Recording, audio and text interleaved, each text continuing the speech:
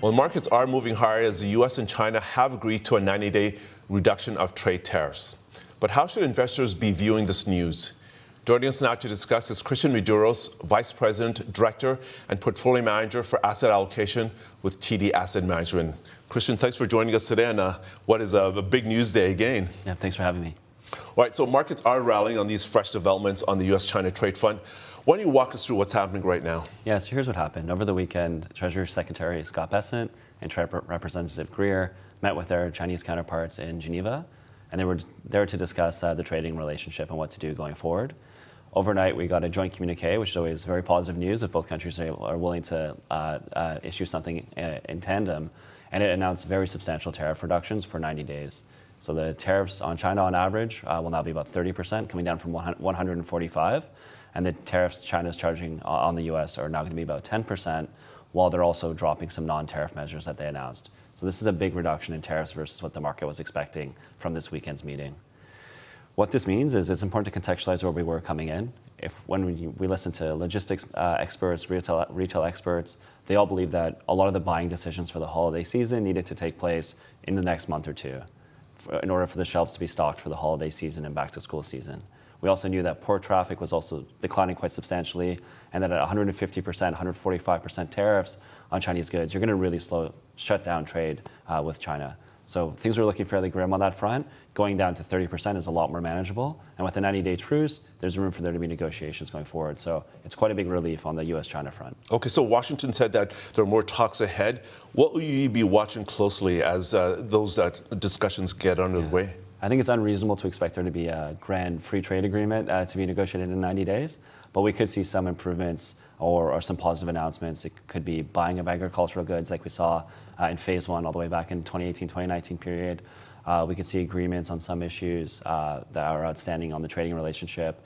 There's a lot of small things that could be announced, but I think what we'd want to look for more substantively is a meeting between senior officials again, maybe a meeting between Xi and Trump at a major international gathering, like an APEC summit or something like that.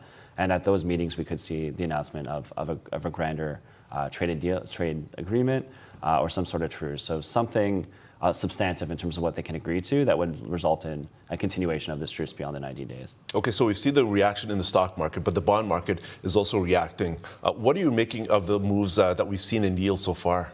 Yeah, so yields have moved higher on the day, and I think that makes sense because what's happened with this truce is that it removed the economic left tail, the really bad outcomes. So that decoupling of trade with China, the issues that I talked about of logistics managers or supply chain managers we're talking about, if that's taken off the table, we remove that very deep recession outcome that could have taken place if things stayed bad. So that means recession odds are lower, growth expectations are higher, that tends to be bad for bonds, and that's why rates are moving higher. So that's the predominant reason why we see higher rates today. So you mentioned rates are moving higher. The U.S. might avoid a recession. So if that sentiment takes hold, what does that mean for markets going forward? Yeah, so markets are going to see this positively, and they're going to look forward, and they're going to hope that we get trade agreements with other countries. So if the U.S. is willing to have a truce at 30% on China, what does that mean for EU, for Canada, for Japan, for Korea?